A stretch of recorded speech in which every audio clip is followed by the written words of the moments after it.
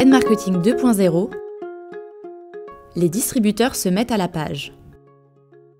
Alors que l'on pensait le marché de la publicité digitale verrouillé entre deux acteurs, la grande distribution n'a pas dit son dernier mot et se lance à l'assaut du marché de la publicité en ligne.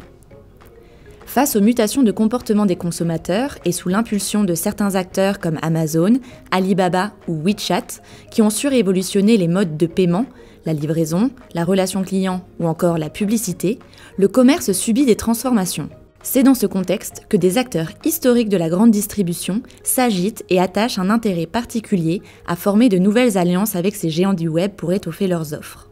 On pense notamment à Auchan et Alibaba, Walmart et Google, ou encore Monoprix et Amazon. Mais la grande distribution ne s'arrête pas là. Et pour cause, comment ne pas s'arrêter sur les résultats fulgurants de l'offre publicitaire d'Amazon et ses 2,7 milliards de dollars de chiffre d'affaires, chiffre qui a quasiment triplé entre 2016 et 2017 et qui devrait encore largement croître dans les prochaines années. En effet, en comparant les audiences et les chiffres d'affaires générés par les deux leaders de la publicité digitale, Google et Facebook, qui avec des audiences similaires à celles d'Amazon, parviennent à générer respectivement 95 milliards et 40 milliards de revenus publicitaires. On comprend donc facilement que les potentialités de croissance sont encore très fortes pour Amazon. Dans la veine du géant de Seattle, les retailers s'organisent et développent à leur tour leur propre offre publicitaire digitale. Auchan et Imedia Center, Casino et Relevancy, Leclerc et Consorégie, ou encore Carrefour et Carrefour Média. Effectivement, si on connaissait le travail des régies de la grande distribution pour leur capacité à avoir pensé la monétisation de leur espace physique, elles s'attaquent désormais au digital. Tout d'abord, en transposant les schémas traditionnels.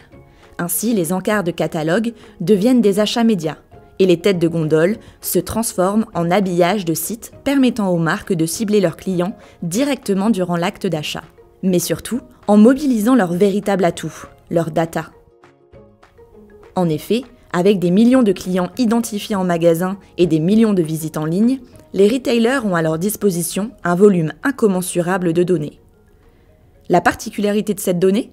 Sa granularité. Avec 80% de leur base client encartée, il est possible d'avoir accès à une connaissance fine et exacte du profil de chaque client. Marque achetée, style de consommation, fréquence d'achat, localisation, etc. Si côté distributeur, le chemin semble encore pavé d'embûches, comme celle de garantir la vision holistique du client, notamment en rendant l'ensemble des données CRM online-friendly, il se pourrait bien que l'on ait affaire à un nouveau modèle créateur de valeur pour cette industrie. Mais qu'en est-il côté annonceur ? Et comment peuvent-ils tirer profit du Trade Marketing 2.0 ?